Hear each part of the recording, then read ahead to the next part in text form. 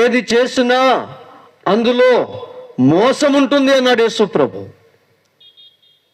ఇలా జరుగుతున్నప్పుడు ఈ ప్రపంచ ప్రళయము లేదా అంతము సమీపంలో ఉందని మీరు గుర్తించాలి. దేవుని గూర్చిన ఆలోచన ఎవరు చేయరు. ఏమి తిందుమా, ఏమి త్రాగుదుమా, ఏమి ధరించుకుందుమా, ఇదే ఆలోచనతో బ్రతుకుతారట. ఆయన రాకడ దినాలు ఇలా ఉంటాయని సూచన చెప్పేశాడు. ఇలా జరుగుతుందంటే నేను దగ్గరగా ఉన్నాను అర్థం చేసుకోండి. ప్రియమైన దేవుని బిడ్డలారా, ప్రపంచాన్ని చూడండి, అలాగే ఉంది. 100కి 100 యేసు ప్రభు చెప్పినట్లుగా ఉంది. వారి వారి ఉనికిని కాపాడుకోవడానికి, వారికి ఏ అన్యాయం చేయని వారిని కూడా చంపే రోజులలాగా నేను వచ్చే రోజులు ఉంటాయని చెప్పాడు ఆయన. నన్ను నమ్ముకున్న మీరు అలా ఉండకండి.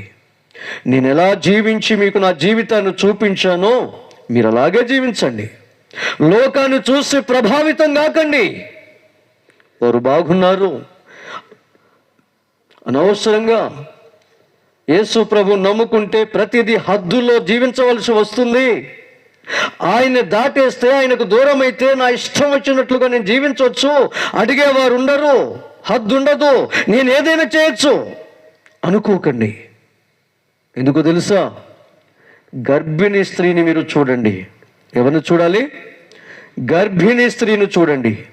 మీకు బాగా తెలుసు గర్భిణీ స్త్రీల గురించి. గర్భంతో ఉంటుంది,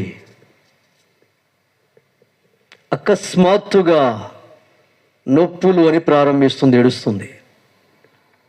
అంతవరకు సైలెంట్గా ఉంటుంది, అకస్మాత్తుగా అంటుంది నొప్పులు వస్తున్నాయని, బాధపడుతుంది. చూడు, ఈ లోకపు ముగింపు అలాగే ఉంటుంది. ఏమీ లేదు, ఏమి చేసినా, ఎలా బ్రతికినా ప్రశాంతంగా ఉంది. ఎలా జీవించుదాం అనుకుంటుంది ప్రపంచం. అలా అనుకుంటూ ప్రశాంతంగా జీవిస్తున్న సమయంలోనే గర్భిణికి ప్రసవ వేదన వచ్చినట్లుగా నేను సడన్గా వచ్చేస్తా అని ప్రభు అయిన యేసు ఈ లోకపు ముగింపును గూర్చి తెలియజేశాడు. ప్రభు అయిన యేసు రాకడ సమీపంలో ఉంది. లేదా మన జీవితము కూడా నీటి బుడగ వంటిది. ఏ క్షణాన ఈ లోకాన్ని విడిచి వెళ్ళిపోతామో మనకు తెలియదు. మనము చూస్తున్నాం, మన కళ్ళ ముందు మనతో తిరిగిన వారు, మనతో పెరిగిన వారు, మనతో మాట్లాడిన వారు, మనతో కలిసి పంచుకున్నవారు, పడుకున్నవారు ఈరోజు లేరు. ఆ సన్నివేశము, ఆ సందర్భము మనకి ఏ నేర్పిస్తుంది?